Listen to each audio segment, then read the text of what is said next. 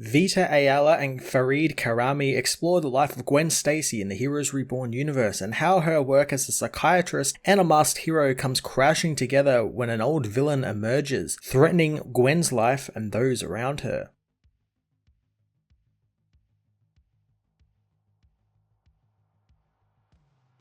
Vita Ayala continues the Heroes Reborn DC Comics pastiche with a very exciting Nightwing and Arkham Asylum inspired issue featuring Gwen Stacy in the titular role. The issue chose to focus on the mental health aspect of villains and how Gwen views the criminals that she treats as a psychiatrist but then also beats up as Nightbird. I enjoyed in a world where usually these heroes are quite violent or have some sort of caveat on why they are heroes, like we have Nighthawk who actively has killed many of his villains, same with Dr. Spectrum and Hyperion. We have Gwen here whose intentions seem to be the most purest or the truest. She wants to actually help these villains and help them actually get better and be actual functioning society members. The one thing I did think the issue needed to do because of that was show the differences between Gwen and Nighthawk, who, as I just said, is harder on criminals and even kills. So I think the issue could have tackled that difference, or at least given Gwen a role in actively trying to make Nighthawk a better hero who doesn't resort to violence straight away. Fareed Karami's artwork was really well suited to this quite dark storyline, doing a great job translating Vita's character drama into some fun looking artwork. This action was fantastic. His take on the Nightbird costume was definitely the highlight though, and I love the combo of things like Nightwing's costume and all of the various other Robin costumes to give Gwen something really special and something hers.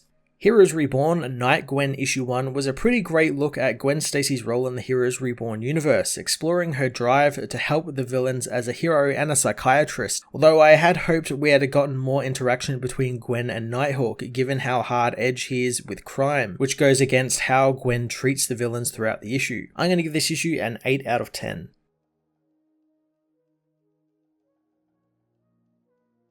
Heroes Reborn Night-Gwen issue 1 heads to Washington DC, where a man's dog won't stop barking at the front door, so he angrily comes down the stairs to check. When he does, the man is confronted by a being who kills him and his dog. In the morning at Ravencroft, Gwen Stacy interviews Bullseye, reminding the man that they need to be using his real name since it might unlock a path to healing for him. Bullseye threatens Gwen with a painful death and he will be there to see it, but Gwen knows that that's some type of progress, thanking him for his candor. Gwen remembers years earlier when her mother would take her to the asylum when she worked there. One time, however, one of the patients got a knife, ranting that he will kill himself. Gwen's mother confronted the man, calming him down and telling him that she wants to help. The man breaks down crying as she comforts him, telling the man that they will get him what he needs. Gwen knows to treat people the way they want to be treated, and her mother was a brilliant hero and her inspiration, but she knows situations can change as she heads to meet Dr. Leonard Savorsky, who has come to see her about the Goblin files. As he gets the files from Gwen, he asks if she wants to go to dinner, but the woman declines, saying she's got other plans. Gwen goes to meet with Dr. Georgia Jenkins, giving her the Sisovich files, knowing that they have some great progress in the last sessions. Georgia knows that she was thinking Gwen was giving up, but she managed to reach out to some of their tougher cases. Gwen says that she just meets the patients where they are at, and Georgia is the best psychiatrist the asylum has. Jenkins knows that Gwen is just buttering her up so she can take over her night shift, wondering what Gwen has got planned to go vanishing on her favourite shift. Gwen says that she might be finally taking a break.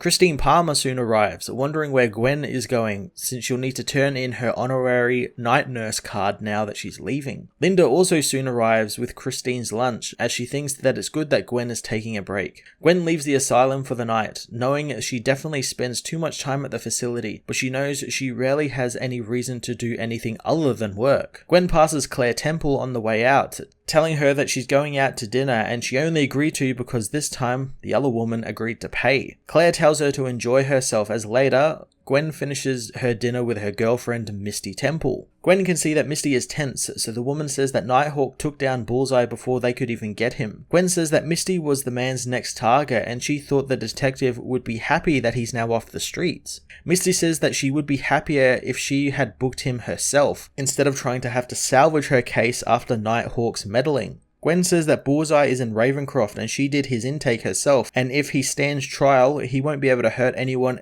else and hopefully they'll be able to heal him. She knows that Misty is frustrated when capes intervene, but she is glad Misty is now safer. Misty doesn't understand how Gwen can be trapped in that asylum all day, asking how she handles it, so Gwen says she does it for the same reason that Misty wears a badge, to help people, and while the people in Ravencroft have done terrible things, they are still people, but Misty knows all of that already, and she knows that she cares, while Misty's job is to prevent people from being pushed to the point of breaking, while Gwen's is to help people once they've been broken. Misty knows with the things she's seen, it's hard to think of them as human, but Gwen knows that she's lying, since she knows Misty gives yearly to the Ravencroft Library Fund, but Misty thinks it must have been someone else with her name. Gwen says that she cannot be fooled, and Misty Knight cares, and that is what she loves about her. Misty calls for the check as her phone goes off, answering it as she asks the waitress about dessert. Misty, however, learns that dessert will need to take a rain check, as Gwen heads to the Clock Tower lair, learning of a detective named Nick Malinus who has been killed. Gwen knew the man, so she suits up as Nightbird again, knowing that she will find out who did this and make sure they get the help they need. At the crime scene, Misty meets with Commissioner Cage, not wanting to waste time on her nice outfit and get to work, finding that Nick and even his dog was killed. One of the CSIs compliments Misty's outfit, thinking that she's trying to impress Anderson, but Misty knows that he wishes. Cage stops their banter since it's one of their own who was murdered, as Misty looks over the body, finding his wounds to be very clean and his wounds are consistent with razors. But the MO doesn't ring a bell, so she'll check around the house. Cage says that she's got 10 minutes and wants her to look upstairs and over everything. Upstairs, Nightbird looks over Nick's pictures, remembering how he retired the year before and was handpicked by her father for this unit, and he was there for Gwen when George passed away. She notices a mark on the window, something she may have seen before, as Misty comes in, demanding the vigilante freeze, but Gwen takes off before Misty can arrest her. She wonders why Nick is dead,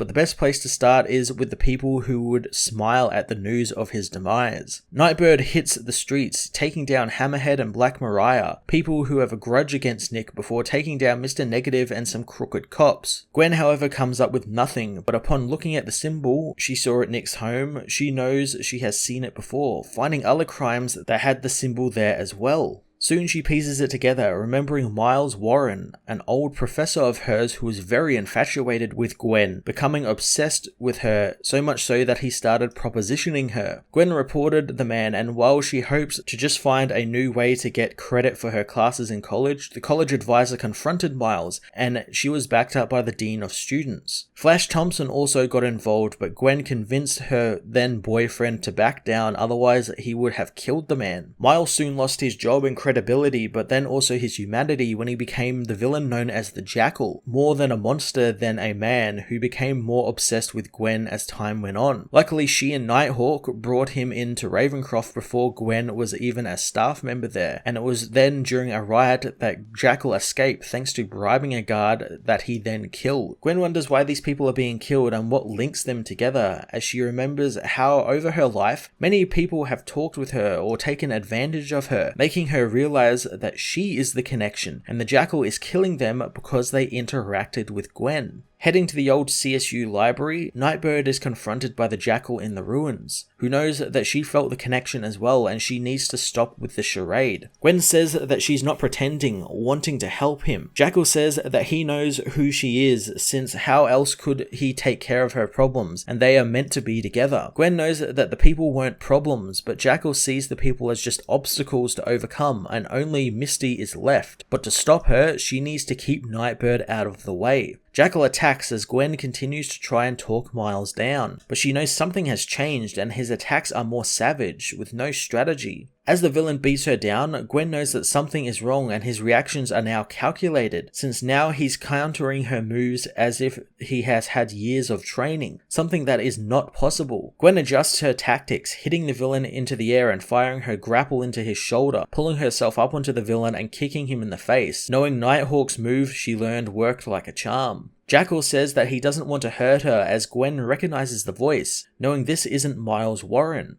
She tackles Jackal down to the ground and unmasks him, revealing the Jackal to be Flash Thompson. Flash says that he did this for her, knowing at first he thought something was wrong with him, but then he realized something was wrong with Gwen, and it made her feel afraid. He knew as long as Miles was out there that she would never feel safe with him, so he captured Warren and killed him, skinning the villain and wearing his skin as his new costume. Flash knows that there was more people in the way, but it's okay since there are only a few left. Nightbird asks who Gwen is to him, but Flash tells her to stop wasting both their time since he knows that Nightbird is Gwen Stacy, and he knows her body and mind and every blonde hair and every scar of her body. Gwen apologizes to Flash as the man says that they are so close to finishing this. Gwen, however, sticks him with a needle in the back of the neck, knocking him out as she tells him that it will be okay. At the 616th precinct, Misty is told that Luke wants to meet her outside. Misty wonders what's happening, going outside and learning that the Jackal was dumped on the precinct door by Nightbird, along with evidence that Cage thinks will be admissible in court. Misty says that she won't be thanking some cape, as Cage tells her to just do her job and book the freak. Later at Ravencroft, Gwen tells Flash that she wants to help him, but he has to meet her halfway. Flash demands to be let out so they can be together as the guard tells him to calm down. Flash strains against his restraints, claiming that Gwen Stacy is secretly Nightbird. The guard goes to taser him, but Gwen stops him, saying that he's agitated and obviously delusional, but thinks it's clear that she is making it worse. She plans on transferring him over to Dr. Jenkins, but everything will be okay. Later, Gwen meets with Misty out the front of the asylum, not expecting to see the woman. Misty says her case got tied up very quickly, so why not finish the dessert they didn't start? Gwen thanks her for the food as they get in her car, and Misty thinks that after the last few weeks, they both deserve a break, and luckily Gwen has snagged a night off and her phone is on silent, so Misty asks where she wants to go, but Gwen wants to go wherever the road takes them.